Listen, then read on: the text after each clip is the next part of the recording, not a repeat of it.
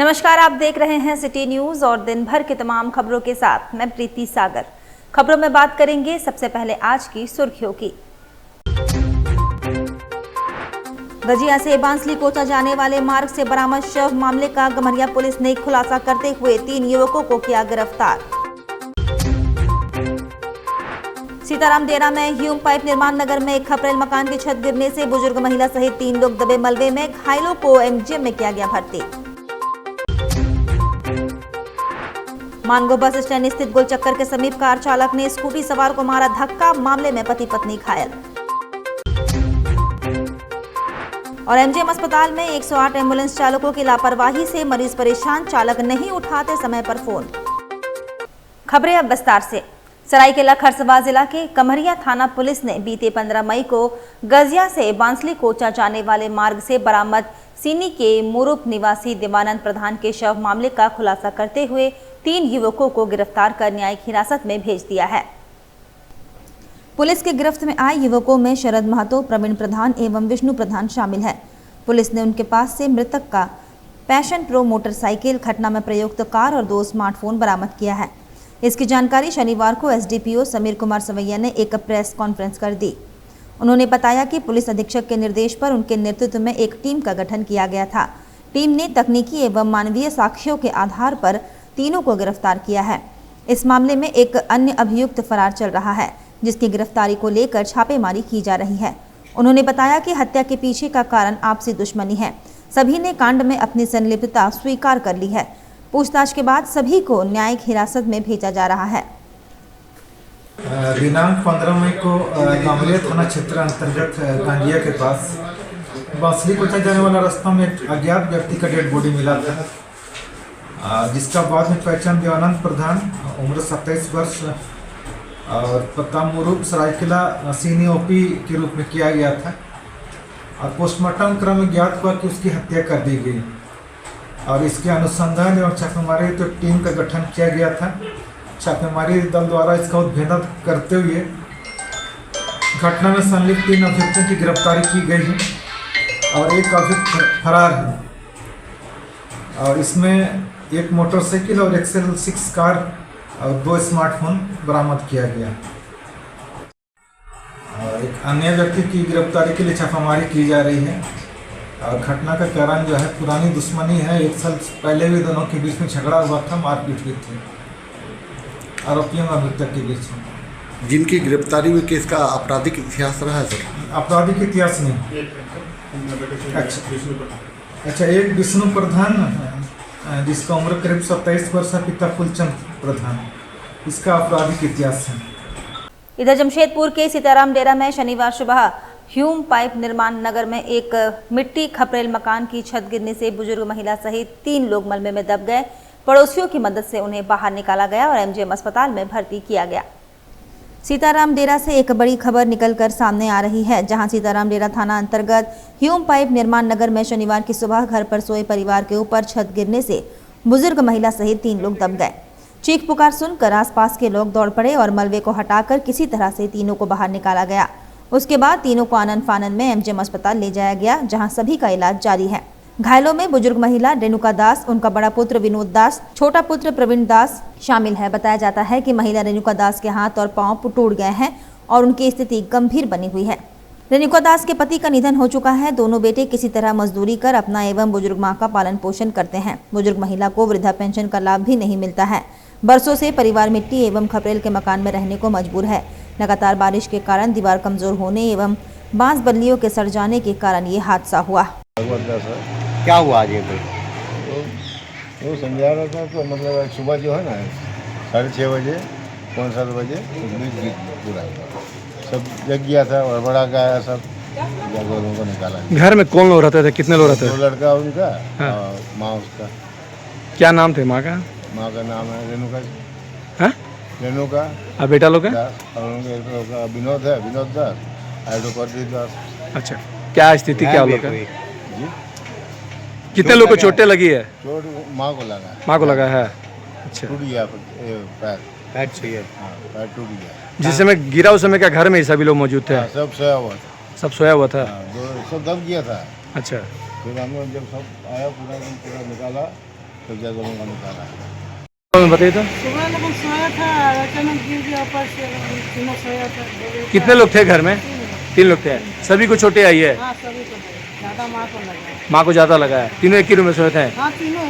उधर Mango bus stand स्थित गोल चक्कर के समीप कार चालक ने स्कूटी सवार को धक्का मारा। स्कूटी में सवार पति पत्नी दोनों घायल हो गए। मौके से कार चालक फरार हो गया। मानगो बस स्टैंड स्थित गोल चक्कर के समीप कार चालक ने स्कूटी सवार को धक्का मार दिया। इस घटना में स्कूटी पर सवार पति पत्नी दोनों घायल हो गए। आनन फानन में स्थानीय लोगों ने दोनों घायलों को इलाज के लिए एमजीएम अस्पताल में भर्ती कराया है। वहीं कार चालक मौके से फरार होने में कामयाब रहा। कहाँ जा रहे थे आप लोग? घर जा रहे थे, ड्यूटी से हम आ रहे थे। वाइफ यहाँ साक्षी आई हुई थी कुछ काम से, तो वही लेके जा रहे थे। ड्यूटी से निकले ना, हम तो लेके जा रहे थे। ये कहाँ पे एक्सीडेंट हुआ आप लोग का कार से? ये मानगो पुल से पहले अच्छा वहीं। कार खड़ा था, तो दौर खोला ना, तो मेरा हैंडल टकरा गया। अच्छा तो कार खड़ा हुआ था, वो अचानक से गेट खोल दिया? जी हाँ। चलते में आप टकरा गए फिर? जी हाँ, चलते में हम टकरा गए। वो खड़ा था। और आपको भी चोट लगा, वाइफ को भी लगा? जी हाँ, वाइफ को ज़्यादा चोट लगा है और वो निकल गया, भाग गया। कार वाला भाग गया फिर वो? एक आदमी दिया है नंबर उसका। उधर मानगो स्थित एमजीएम अस्पताल में 108 एम्बुलेंस चालकों की लापरवाही से मरीज परेशान हैं। सीरियस मरीजों को बेहतर इलाज के लिए रिम्स रेफर किया जाता है, बावजूद एम्बुलेंस चालक नहीं उठाते हैं फोन। मानगो स्थित एमजीएम अस्पताल में 108 एम्बुलेंस चालकों की लापरवाही से मरीज काफी परेशान हैं। सीरियस मरीजों को बेहतर इलाज के लिए रांची स्थित रिम्स रेफर किया जाता है, जिसके बाद मरीज या उसके परिजन एम्बुलेंस चालकों से संपर्क करते हैं, लेकिन एम्बुलेंस के चालक फोन तक नहीं उठाते हैं, जिस कारण गंभीर बीमारी से ग्रसित मरीजों को परेशानियों का सामना करना पड़ता है। क्या नाम है आपका मैडम? नंदिनी सामंत। पेशेंट का आपका? राम बागेर। कहाँ से हैं आप लोग? सीताराम टेलर। क्या है समस्या? समस्या है कि उनको जॉन्डिस हुआ था, बहुत ज़्यादा ही सीरियस हो गया है। तो हम लोग को पता नहीं था, तो हम सुबह लेके आए उनको। तो सुबह से हम लोग को ऑक्सीजन लगा दिया गया उनको, तो फिर दवाई चाहे, तो अभी अचानक से सीरियस हो गया। अब 1 घंटा से हम लोग एम्बुलेंस को कॉल लगा रहे हैं, रांची रेफर कर दिया गया रिम्स पर कॉल लगा है, कॉल लगी ही नहीं रहा। कोई एम्बुलेंस नहीं आया? कोई एम्बुलेंस नहीं आया। प्राइवेट वाला कितना पैसा मांग करता है? 5500। तो आप लोग नहीं जा पा रहे हैं, लेके जा नहीं पा रहे हैं पैसा? लेके जा नहीं पा रहे, हम लोग गरीब आदमी, उतना पैसा हम लोग कहाँ से लाएंगे? एम्बुलेंस 108 नहीं आ रहा है? कितने घंटे हो गए आप लोग फोन करें? 1 से 1.5 घंटा हो गया, नहीं आया? कॉल लगा रहे हैं, नहीं आया। कहाँ से आप लोग आए हुए हैं? हम लोग सीताराम टेलर। क्या नाम है पेशेंट का? रेशमा परवीन। कब से आई हैं एमजीएम लेके? 5 दिन हो गया। 5 दिन हो गया। कहाँ के लिए रेफर किया गया है? रांची रिम्स रेफर किया है। एम्बुलेंस कब किया गया है? कब किया था? 2 बजे। कल की थी फोन एम्बुलेंस को? कल नहीं किए थे भैया, आज 12 बजे से कॉल कर रही है। आज सुबह से कर रही हैं? 3 बज गया, नहीं कॉल लग। तो क्या हो रहा है? कितने घंटे से आप लोग फोन कर रहे हैं? लगातार 4 घंटा। तो क्या नहीं कोई रिस्पॉन्स? तो पेशेंट को क्यों नहीं ले जा रहे फिर? कैसे लेके जाएंगे भैया, गरीब आदमी है हम लोग, इतना पैसा कहाँ से लाएंगे? और प्राइवेट कितना मांग करता है? 5000। दिक्कत हो रहा है ले आने में? दिक्कत हो रहा है ले जाने में ना, इसीलिए बैठे हुए बार देखिए कॉल लगा रहे हैं हम लोग। कहाँ से आए हुए हैं लेके आप लोग? कपाली से आए हैं। कपाली कौन जगह? डेम डूबी अंसार नगर। और जमशेदपुर के रेड क्रॉस भवन में रेड क्रॉस जमशेदपुर के पेट्रोन रहे स्वर्गीय के सिंह के जयंती के अवसर पर रक्तदान महायज्ञ का आयोजन किया गया, जहां रक्तदाताओं को राज्य के पूर्व मुख्यमंत्री रघुवर दास ने फूलों का गुलदस्ता देकर सम्मानित किया। साक्षी रेड क्रॉस भवन में रेड क्रॉस के पेट्रोन के सिंह के जयंती के अवसर पर रक्तदान शिविर का आयोजन किया गया। वहीं रक्तदान शिविर की शुरुआत अतिथियों के द्वारा दीप प्रज्वलित कर की गई, जहां मुख्य अतिथि ने सभी रक्तदाताओं को फूल गुलदस्ता देकर सम्मानित किया।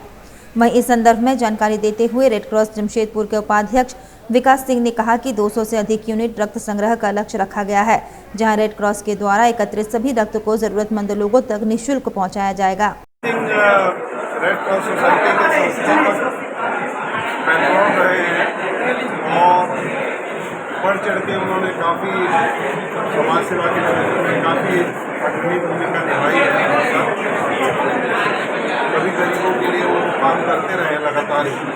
उसके बाद से उनके मृत्यु के बाद से उनके जन्मदिवस पे रेड क्रॉस में हर वर्ष जो है रक्तदान शिविर का आयोजन किया जाता है। इधर सावन के पावन माह में बाबा बैद्यनाथ सेवा संघ 1000 लोगों को कराएगा निःशुल्क कांवड़ यात्रा। साक्षी के अग्रसेन भवन में आयोजित संवाददाता सम्मेलन में विकास सिंह ने जानकारी दी। बाबा बैद्यनाथ सेवा संघ के संस्थापक सदस्य विकास सिंह ने बताया कि इस वर्ष 25 जुलाई को 1000 शिव भक्तों का जत्था निःशुल्क कांवड़ यात्रा में शामिल होकर जमशेदपुर से सुल्तानगंज रवाना होगा। कांवड़ यात्रा में सुनारी, कदमा, बिष्टुपुर, साक्षी और मानगो के शिव भक्त शामिल होंगे। पंजीयन 1 जुलाई से आरंभ होगा।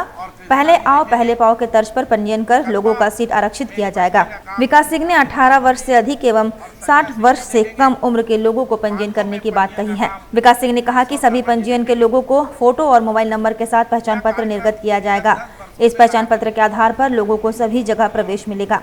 विकास सिंह ने कहा कि यात्रा में शामिल कांवरिया अपने जत्थे से ना बिछड़े, इसलिए सभी कांवरियों को अपना ड्रेस कोड होगा, जिससे भारी भीड़ में भी जत्थे में शामिल कांवरियों की पहचान आसानी से हो पाएगी।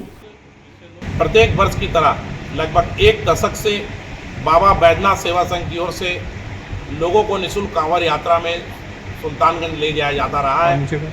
उसी की कड़ी में इस वर्ष 25 जुलाई दिन शुक्रवार को 1000 कांवरियों का जत्था जमशेदपुर से बस, ट्रेन और छोटी गाड़ी के माध्यम से जमशेदपुर से सुल्तानगंज के लिए रवाना होगा।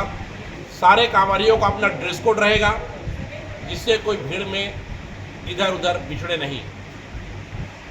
सभी ठहराव में सांस्कृतिक कार्यक्रम के साथ साथ भोजन की व्यवस्था, रहने की व्यवस्था रहेगी।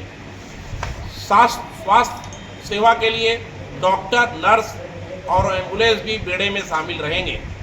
दवाइयाँ का भरपूर इंतजाम रहेगा।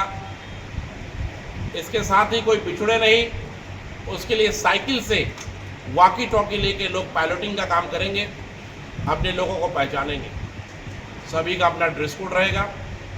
बाबा धाम पहुंचकर बाबा को जलाभिषेक करने के बाद लोग बस के माध्यम से बाबा बासुकीनाथ धाम पहुंचेंगे। वहां बाबा बासुकी को जल अर्पण करने के बाद जमशेदपुर लौटेंगे। उधर मारवाड़ी युवा मंच टाटा नगर अचीवर्स ब्रांच ने अपने 5 साल पूरा होने के उपलक्ष्य में मारवाड़ी मंच की संस्था ने सोनारी स्थित दयानंद आयुर्वेदिक मध्य विद्यालय के बच्चों के साथ टाटा जूलॉजिकल पार्क में शैक्षणिक भ्रमण किया। मारवाड़ी युवा मंच के जिला अध्यक्ष मुकेश अग्रवाल ने मीडिया से मुखातिब होते हुए बताया, इनके द्वारा 5 वर्ष पूर्ण होने पर लगातार 2 दिनों से खुशियां मनाई जा रही है। कल जूस का वितरण किया गया और आज विद्यार्थियों के लिए अथक प्रयास किया गया। ये सिलसिला आगे भी जारी रखने का प्रयास किया जा रहा है। हमारा ये प्रयास रहता है कि हम समाज सेवा में और स्किल डेवलपमेंट में, एजुकेशनल डेवलपमेंट में, हेल्थ रिलीफ में सक्रिय योगदान निभाएं। हम हर महीने एक डी कैम्प कर रहे हैं अलग अलग शहर के अलग अलग जगहों में, और मैं आपके चैनल के माध्यम से ये पूरे शहर में बताना चाहता हूँ कि एक मेगा ब्लड डोनेशन प्रोग्राम है 1 जुलाई को राजस्थान भर में। आप सब उसमें सक्रिय योगदान दें, आके रक्त का डोनेशन करें ताकि कोई इंसान रक्त की कमी से ना जाए। क्या नाम हुआ? मेरा नाम मुकेश अग्रवाल, मैं मारवाड़ी युवा मंच टाटा नगर अचीवर्स शाखा का अध्यक्ष हूँ। उधर मानगो बावनगोड़ा चौक पर मुहर्रम के पहले तारीख पर इमामबाड़ा में मुस्लिम समुदाय के लोग इमाम हुसैन की याद में दुआएं की। इस्लामी नव वर्ष का पहला महीना है और इमाम हुसैन की शहादत को याद करने के लिए मनाया जाता है। ये जानकारी मीडिया के समक्ष 1 नंबर अखाड़ा के सेक्रेटरी ने दी। मुहर्रम इमाम हुसैन की शहादत को याद करने और उनके आदर्शों पर चलने का मार्ग अपनाने का ये अवसर होता है। अस्सलाम वालेकुम। हम लोग इमामबाड़ा बावनगोड़ा चौक अखाड़ा नंबर 1 से हैं और चांद का दस्तक होने के बाद इमामबाड़ा में फातिहा खानी चालू हम लोग करवा दिए हैं। उसके बाद फिर 5वीं को हम लोग यहाँ से अपना निशान उठाते हैं, जो निशान हमारा उठता है, और 7वीं को भी हमारा निशान उठता है। 9वीं को हम लोग लंगर खानी करवाते हैं और 10वीं को जो है हमारा अखाड़ा यहीं पे जम के और यहीं पे ख़त्म होगा। और 7वीं का दिन जो हम लोग अपना अखाड़ा जो है, जैसे कि हम लोग ऊपर भी इंफॉर्मेशन दे दिए हैं कि 7वीं रोज़ हम लोग अपना अखाड़ा घुमाते हैं और इंशाअल्लाह इस बार भी हम लोग 7वीं को बहुत ज़ोरों शोरों से अच्छे से अपना अखाड़ा इस बार घुमाएंगे। आपका क्या नाम हुआ? मेरा नाम मोहम्मद सफ़ी आलम हुआ है। वक्त चला है अब एक छोटे से ब्रेक का। ब्रेक के बाद खबरें और भी है, तब तक के लिए देखते रहिए सिटी न्यूज। रेमंड अपने कपड़ों और परिधान उत्पादों, विशेष रूप से शूटिंग्स शर्टिंग्स कपड़ों के लिए प्रसिद्ध है। लोग शादी के सीजन में खासकर रेमंड के ही सूट्स की खरीदारी करते हैं, तभी तो रेमंड द कंप्लीट मैन कहा गया है। साथ ही रोजाना ऑफिस में पहनने के लिए फॉर्मल्स कपड़े भी लोग रेमंड के ही पसंद करते हैं। अब जमशेदपुर के मानगो में भी रेमंड शोरूम का नया ब्रांच खुल गया है, जहां आप अपने पसंद की शूटिंग शर्टिंग्स, रेडीमेड और एक्सेसरीज की जमकर खरीदारी कर सकते हैं। रेमंड शॉप में चल रहा है स्पेशल ऑफर। यहाँ आपको 15,000 की खरीदारी पर मिलेगा एक सिल्वर कॉइन मुफ्त, साथ ही 5,000 की खरीदारी पर एक पिलो। हमारा पता है opposite nature park, road number 15, Jawahar Nagar, Mango, Jamshedpur. हमारा फ़ोन नंबर है 7870302288।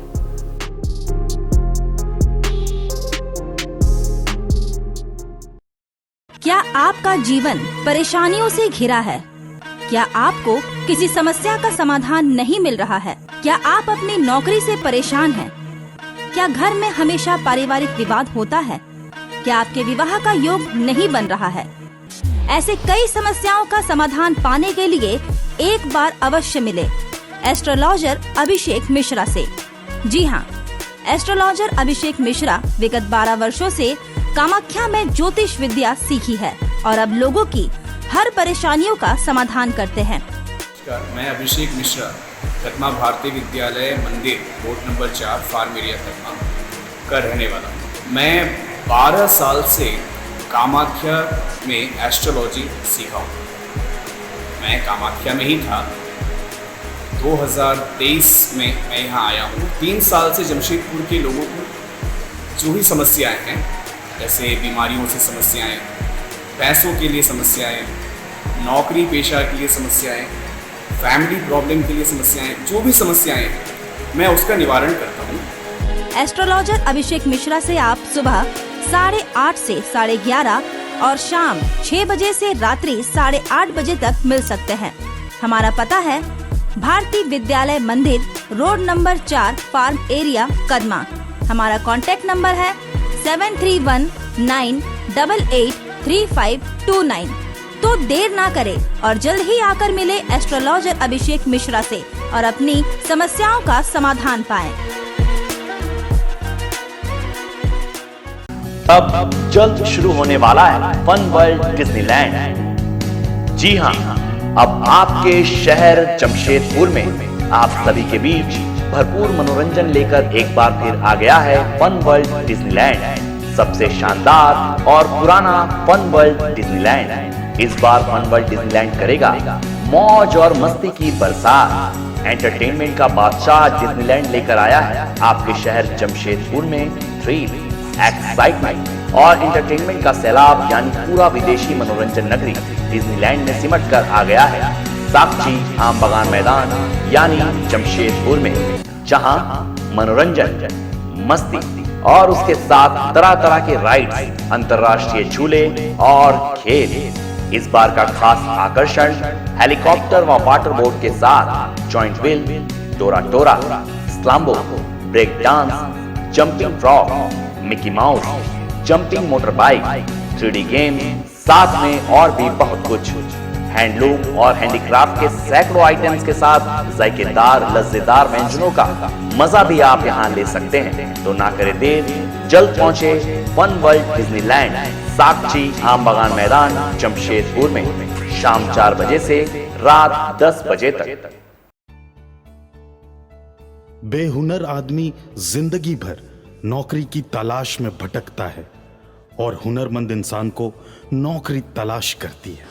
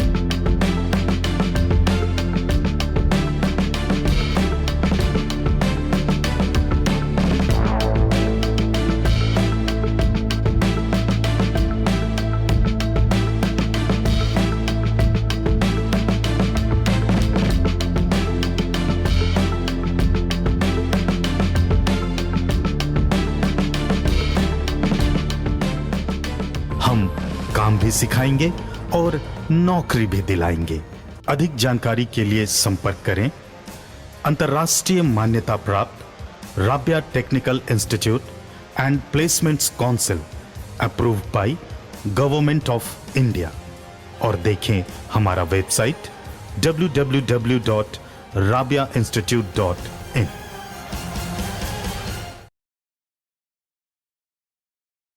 ब्रेक के बाद मैं प्रीति सागर एक बार फिर से आपका स्वागत करती हूं। जमशेदपुर कॉलेजों में इंटरमीडिएट की पढ़ाई बंद करने और छात्र छात्राओं को अलग कॉलेज में शिफ्ट करने का छात्र संगठन ने विरोध किया। सैकड़ों की संख्या में छात्र छात्राएं उपायुक्त कार्यालय पहुंचे और कार्यालय का घेराव किया। सभी छात्र छात्राएं सड़क पर बैठ उपायुक्त कार्यालय के समक्ष मुख्य सड़क को जाम किया। प्रदर्शन के दौरान उपायुक्त कार्यालय में भी अधिकारी को वाहन से अंदर जाने से रोका। अधिकारी पैदल गए कार्यालय। छात्र संगठन ने राज्य के मुख्यमंत्री और शिक्षा मंत्री के विरोध में जमकर नारेबाजी की। छात्रों का साफ कहना है कि इंटरमीडिएट की पढ़ाई बंद कर दी गई है, जिससे छात्रों को काफी परेशानियों का सामना करना पड़ रहा है। वहीं छात्र छात्राओं का कॉलेज शिफ्ट किया जा रहा है, जिससे छात्र छात्राओं को काफी परेशानियों का सामना करना पड़ेगा।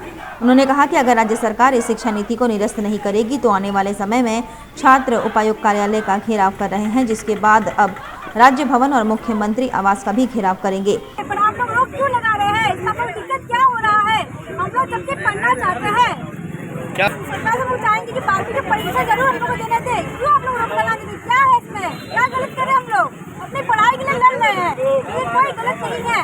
आज जो दर दर भटक रहे हैं इंटरमीडिएट में एडमिशन लेने के लिए, कोई भी महाविद्यालय एडमिशन नहीं ले रहा है। एडमिशन हो रहा है तो सिर्फ प्राइवेट स्कूल में।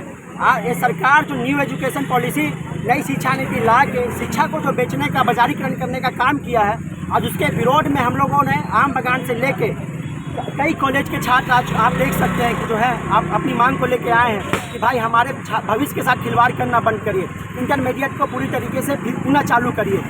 बेसिक शिक्षा जो है हमारा 1 से लेकर 12 तक, आज उसको बाजारीकरण किया जा रहा है। गाँव के अंदर भी कई सरकारी स्कूल जो पुनः चलते थे उसको बंद कर दिया गया है कि वहाँ पे छात्र नहीं है। तो छात्र नहीं है तो किसकी कमी है? सरकार की कमी है। तो इसी मांग को लेकर आज हम लोग यहाँ पे आए हैं। वहीं दूसरी तरफ इंटर क्लास के शिक्षकों ने भी छात्राओं के साथ सड़क पर बैठकर अपना विरोध प्रदर्शन किया। उनका कहना है कि अगर 12वीं क्लास तक की पढ़ाई बंद हो जाएगी तो छात्रों के साथ साथ शिक्षक का रोजगार भी छिन जाएगा। सरकार को इस पर पहल करना चाहिए। नाम हुआ संध्या ठाकुर। हम बदलाव महिला समिति के बैनर के तहत आए हैं। 11वीं और 12वीं के छात्रों की मांगों को लेकर अचानक से सरकार ने 11 में एडमिशन बंद कर दिया है और साथ ही जो 12 में बच्चे पढ़ रहे थे उनका भी कॉलेज आना बंद कर दिया। तो ऐसे में बच्चे जाए कहाँ? उनके भविष्य के साथ सामने एक बहुत बड़ी समस्या उत्पन्न हो गई है। तो और साथ ही ऐसे कॉलेज में पढ़ाने वाले जो शिक्षक थे उनके साथ क्या होगा ये भी कुछ क्लियर नहीं है। तो आज हम डीसी सर के माध्यम से इन 2 बातों को सरकार के पास समझ रखना चाहते हैं कि इतना महत्वपूर्ण निर्णय के पहले उठाने से पहले इसकी कोई वैकल्पिक व्यवस्था या सरकार की तरफ से कोई बात नहीं कही कि ऐसे बच्चों के साथ क्या होगा।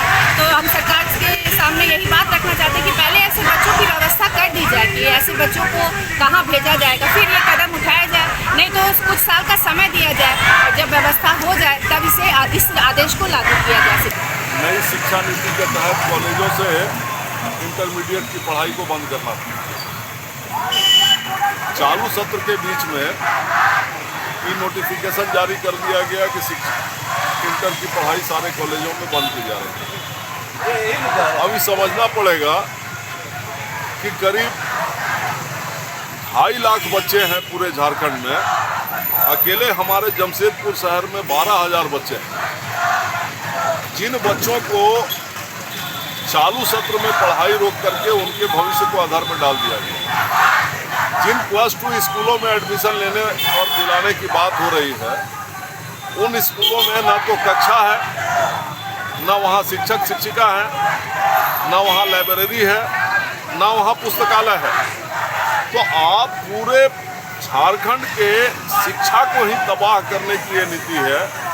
हम लोग आज उसी पर आए हैं। माननीय मुख्यमंत्री जी के नाम एक पत्र आज हम लोग देंगे और इसके बाद हम लोग जाकर के सीधे मुख्यमंत्री से 1 to 1 मिलेंगे भी। आज ये मांग पत्र देंगे कि इस पर पुनर्विचार हो और इसको चालू किया जाए और इस नीति को अक्षरशः लागू करने से पहले हर स्कूलों की व्यवस्था को ठीक की जाए। जमशेदपुर में पर्यावरण संरक्षण की दिशा में एक अनूठी और प्रेरणादायक पहल शुरू हुई है। मेरा की संस्था ने पर्यावरण को हरा भरा रखने और जंगलों को पुनर्जनन करने के लिए एक अभिनव मुहिम शुरू की है, जिसके तहत बीज गोले बनाकर जंगलों में फेंके जा रहे हैं। यह अभियान न केवल पर्यावरण संरक्षण की दिशा में एक कदम है, बल्कि स्थानीय समुदाय को रोजगार और प्राकृतिक संसाधनों से जोड़ने का भी एक प्रयास है। मेनाकी संस्था ने सुंदरनगर क्षेत्र के किरवा डुंगरी पंचायत के जंगलों में इस अभियान को शुरू किया। इसके तहत संस्था की पूरी टीम स्थानीय महिला और पंचायत मुखिया के साथ मिलकर जंगलों में मिट्टी के गोले फेंक रही है। इन गोलों में आम, जामुन, इमली, कटहल जैसे फलदार वृक्षों के बीज भी भरे पड़े हैं। इन बीज गोलों को विशेष रूप से तैयार किया जाता है ताकि बारिश के मौसम में ये अंकुरित होकर पौधों में बदल सके और धीरे धीरे बड़े वृक्ष बनकर जंगल को हरा भरा बनाएं। इस तकनीक को सीड बॉल तकनीक के रूप में माना जाता है। इनमें मिट्टी, खाद और बीज को मिलाकर छोटे छोटे गोले बनाए जाते हैं। ये गोले बारिश के पानी के संपर्क में आने पर अंकुरित होते हैं, जिससे पौधों का विकास होता है। यह विधि न केवल लागत प्रभावी है, बल्कि बड़े पैमाने पर वृक्षारोपण के लिए भी उपयुक्त है, खासकर उन क्षेत्रों में जहां मैनुअल रोपण मुश्किल हो। सभी को जोहार। मेरा की संस्था विगत कई वर्षों से एनवायरनमेंट के ऊपर पर्यावरण सुरक्षा, पर्यावरण बचाव, वृक्षारोपण आदि पर बहुत सारा काम करती आ रही है। इसी सिलसिले को जारी रखते हुए इस वर्ष हम लोगों ने अपने अध्यक्ष महोदय के सुझाव पर बीज का गोला मतलब जंगल बचाओ एक अभियान को हम लोगों ने आज कारगर साबित किया। चूँकि अभी सीज़न का फल है, आम का, जामुन का, कटहल का, तो विभिन्न प्रकार के फल के बीजों को हमारी किशोरी क्लब की लड़कियों के द्वारा हम लोगों ने गोला बनाया, मिट्टी का गोला, ताकि इस सीज़न पे ये फल मिल रहा है और इसका गोला को हम लोग जंगल में पुनः फेंकेंगे। जंगल में थ्रो किए हम लोग, मतलब इसको हम लोग पुनर्जीवित जंगल बचाव की बात कर रहे हैं, जैसे रिबर्थ करना, forest women rebirth of life. तो जंगल को फिर से हरा भरा कैसे करेंगे? जो जंगल हमें पेड़ पौधा दिया, जो जंगल पर्यावरण सुरक्षित करता है, जो जंगल से हम लोग फल खाते हैं, और उसी जंगल को पुनः वो फल का बीजा वापस हम लोग भेज रहे हैं कि हे जंगल, कल फिर तुम इससे वृक्ष बनाओ, आगे बढ़ो और हमारे पूरे वातावरण को सुरक्षित रखो, संतुलित रखो। और हमारे इस मुहिम में हमारे इस क्षेत्र के मुखिया श्री कानू मुर्मू जी हमारे साथ है, स्थानीय महिलाएं, हमारी किशोरी क्लब की लड़कियां, हमारे मेंबर्स, मिराकी की पूरी टीम इस बीज का गोला, ये कार्यक्रम हम लोग जंगल बचाओ आंदोलन बीज का गोला नामकरण से आज जंगल में हम लोग आए हैं, जो कुदादा के अगल बगल का जंगल है, और इस जंगल में आकर हम लोग जंगल को प्रोटेक्ट कर रहे हैं, बचा रहे हैं। जंगल के उत्पाद को पुनः जंगल में हम लोग आज डाल रहे हैं। किस किस चीज़ का फलदार बीज? जी, मैंने बताया, आम का, जामुन का, कटहल का, कई तरह के फल के ही हम लोग बीज अभी डाले हैं, क्योंकि ये सारा अभी फल का सीज़न है और ये सीज़न में और अभी बारिश भी है, फलेगा फूलेगा। बीज को खा के अन्यत्र ना दे। एक आपके मीडिया के माध्यम से हम लोग एक लोगों को अपील कर रहे हैं, लोगों को एक जानकारी दे रहे हैं कि सभी कोई फल खाते हैं, बट फल के बीज को हम लोग एकत्रित करें और इस तरह के बीजा को हम लोग गोला बनाएं और पुनः जाके जंगल और ऐसे क्षेत्र में दें ताकि वो फिर से बरसात में फले फूले और वो पुनः एक वृक्ष, एक पौधा के रूप में खड़ा हो पाए। इधर बिष्टुपुर स्थित आंध्र भक्त श्री राम मंदिर मध्य विद्यालय में छात्रों के बीच अमृत भोजन का वितरण किया गया। समाज सेवी अमित कुमार दोसांझ ने अपना जन्मदिन मनाया। बिष्टुपुर स्थित आंध्र भक्त श्री राम मंदिर मध्य विद्यालय में छात्रों के बीच अमृत भोजन का वितरण किया गया। वहीं समाज सेवी अमित कुमार दोसांझ का जन्मदिन बच्चों के साथ मनाया गया।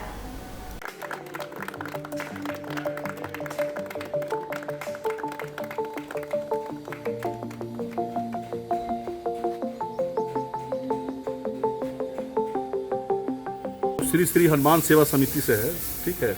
आज अमित भाई का जन्मदिन हम लोग आंध्रा स्कूल बिष्टुपुर राम मंदिर में मना रहे हैं। क्या कार्यक्रम कर रहे हैं यहाँ पर? कार्यक्रम ये कर रहे हैं, कार्यक्रम में है कि बच्चों के बीच में डोसा, आइसक्रीम का वितरण किया जा रहा है। गरीब बच्चे यहाँ पाए करते हैं। हाँ, यहाँ पर है, इसीलिए हाँ। और इसी प्रकार हम लोग हर साल करते हैं। हम लोग हर साल की तरह इस साल भी अनिल जी का जन्मदिन मना रहे हैं और वो हमेशा जो है झारखंड ऑटोमोबाइल में गरीब पिछड़े जो लोग हैं, लेबर हैं, उनके साथ में हमेशा जो भी प्रॉब्लम है उनको सॉर्ट आउट करते हैं। मतलब मजदूरों के साथ खड़े रहते हैं? हाँ, मजदूर के साथ में खड़े रहते हैं और सहयोग करते हैं। इसीलिए आप लोग जन्मदिन मना रहे हैं? इसीलिए जन्मदिन मना रहे हैं। अमित जी भी आए थे? अमित जी आए हैं हम लोग के साथ में जन्मदिन दिल से हम लोग बधाई देते हैं और उनको दिल से हार्दिक बधाई देते हैं। क्या नाम है आपका? मेरा नाम सबाउल हक है। उधर पूर्वी सिंहभूम जिला खो खो एसोसिएशन के तत्वाधान में 28 जून शनिवार को सुबह 8 बजे से एक दिवसीय जिला स्तरीय सब जूनियर और सीनियर बालक और बालिका वर्ग का खो खो चैंपियनशिप का सफल आयोजन जमशेदपुर के एग्रीको स्थित ट्रांसपोर्ट मैदान में शुभारंभ हुआ। बतौर मुख्य अतिथि पूर्व जिला पार्षद राजकुमार सिंह थे। अपने संबोधन में उन्होंने खो खो खेल के बढ़ते हुए क्रेज के प्रति खुशी जाहिर करते हुए शरीर को स्वस्थ रखने के लिए इस खेल के महत्व पर प्रकाश डालते हुए खिलाड़ियों को अपनी शुभकामनाएं दी। विपरीत मौसम के बावजूद खिलाड़ियों के उत्साह और आयोजन समिति के बेहतर प्रबंधन की सराहना की। इस चैंपियनशिप में जिला के लगभग 32 टीमों ने अलग अलग वर्गों में भाग लिया। प्रतियोगिता के उपरांत चयन समिति के द्वारा आगामी 3 जुलाई 2025 से आयोजित होने वाले राज्य स्तरीय खो खो प्रतियोगिता 2025 के लिए दोनों ही वर्गों में खिलाड़ियों का चयन किया गया। प्रतियोगिता के सभी मैच लीग कम नॉकआउट के आधार पर खेले गए। मुख्य अतिथि पूर्व जिला परिषद उपाध्यक्ष राजकुमार सिंह की उपस्थिति में तीनों ही वर्गों के विजेता उप विजेता टीमों को ट्रॉफी देकर एवं खिलाड़ियों को पदक और प्रमाण पत्र देकर सम्मानित किया गया। पूर्वी सिंहभूम खो खो एसोसिएशन को अपनी ओर से बहुत धन्यवाद देते हैं। इतना सुंदर जो खेल खिलाने का काम किया और सभी हमारे बच्चे जो पूरे पूर्वी सिंहभूम से आए थे और सभी बारह से खेल के यहाँ से जा रहे हैं और यही बच्चे देश के भविष्य आगे चल के बेहतर करेंगे। सबसे खुशीला खेल हमको लगता है खो खो है और हमारे बच्चे इतना बेहतर ढंग से खेले हैं। मुझे लगता है कि पूर्वी सिंहभूम खो खो एसोसिएशन ने अच्छा प्लेटफॉर्म दिया है और यहीं से बच्चे खेलकर इस राज्य और देश के लिए आगे बढ़ने का काम करेंगे। और मैं पूर्वी सिंहभूम के खो खो एसोसिएशन को फिर से आभार व्यक्त करता हूँ, धन्यवाद देता हूँ। इसी तरह का आयोजन आप करें और हमें हमारे बच्चे को बेहतर प्लेटफॉर्म दें ताकि हमारे बच्चे देश का भविष्य। और वहीं जमशेदपुर के जुगसलाई स्थित जुगसलाई दुर्गा बाड़ी मंदिर में धूमधाम के साथ मां बेपतारिणी पूजा का आयोजन हुआ, जिसमें श्रद्धालुओं ने पूजा अर्चना कर अपने सगे संबंधियों के लिए सुख समृद्धि की कामना की। हर वर्ष सीधे रथ पूजा के दूसरे दिन शनिवार और मंगलवार को मां बेपतारिणी का पूजा का आयोजन होता है, जिसमें महिला श्रद्धालु उपवास रखकर 13 तरह के फलों को मां दुर्गा को अर्पित करती है। पूजा में शामिल होकर कथा सुनकर पूजा किए हुए रक्षा सूत्र अपने परिजनों को बांधती है और सभी के सुख समृद्धि की कामना करती है। इसी क्रम में जुगसलाई स्थित जुगसलाई दुर्गाबाड़ी मंदिर में धूमधाम के साथ मां बेपतारिणी की पूजा का आयोजन किया गया, जिसमें सैकड़ों की संख्या में महिला श्रद्धालुओं ने हिस्सा लिया। जानकारी देते हुए दुर्गाबाड़ी ट्रस्ट के ट्रस्टी विश्वनाथ भवई ने बताया कि हर वर्ष की तरह इस वर्ष भी धूमधाम से पूजा का आयोजन किया गया है। सभी अपने परिजनों और रिश्तेदारों के सुख समृद्धि की कामना करते हुए पूजा में शामिल हुए। उन्होंने कहा कि मां दुर्गा शहर, राज्य और देशवासियों पर अपनी कृपा बनाकर रखे, यही प्रार्थना है। उसमें एक व्रत होता है जो दुर्गा माँ का आह्वान किया जाता है, तो सब मुश्किल से वो हरण कर लेती है। इसी व्रत को महिलाएं खास करके रखती है और इसमें 13 फल लगता है और इसमें उपवास रख के फिर पूजा करके हाथ में सूता बांध के लोग घर जाते हैं। चलते चलते एक बार फिर से नजर डालेंगे अब तक की सुर्खियों पर। गजिया से बांसली कोचा जाने वाले मार्ग से बरामद शव मामले का गम्हरिया पुलिस ने खुलासा करते हुए 3 युवकों को किया गिरफ्तार। सीताराम डेरा में ह्यूम पाइप निर्माण नगर में एक खपरेल मकान की छत गिरने से बुजुर्ग महिला सहित 3 लोग दबे मलबे में, घायलों को एमजीएम में किया गया भर्ती। मानगो बस स्टैंड स्थित गोलचक्कर के समीप कार चालक ने स्कूटी सवार को मारा धक्का, मामले में पति पत्नी घायल। और एमजीएम अस्पताल में 108 एम्बुलेंस चालकों की लापरवाही से मरीज परेशान, चालक नहीं उठाते समय पर फोन। और अभी के लिए बस इतना ही, कल फिर मिलेंगे कुछ अन्य खबरों के साथ। तब तक के लिए दीजिए सिटी न्यूज की पूरी टीम को इजाजत। नमस्कार।